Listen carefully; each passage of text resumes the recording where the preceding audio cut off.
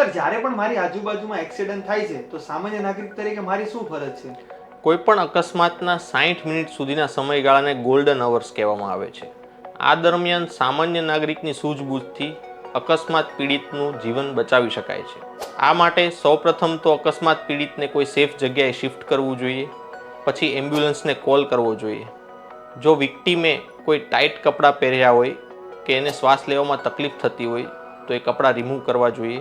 તથા આ ઉપરાંત વિક્ટીમને અનનેસેસરી ગભરામણ ના થાય એટલે ટોળું વળવાનું ટાળવું જોઈએ. આ ઉપરાંત જો કોઈ જગ્યાએથી દર્દીને બ્લડ જતું હોય તો એ જગ્યાને દબાવીને પ્રેસ કરી રાખવું જોઈએ. આ ઉપરાંત ઘાવને કોઈ સ્વચ્છ કપડાથી કવર કરવો જોઈએ. ઘણીવાર અકસ્માત પીડિત જો અર્ધભાન અથવા બેભાન અવસ્થામાં જણાય તો તેને ખોરાક તથા પાણી આપવાનું ટાળવું જોઈએ.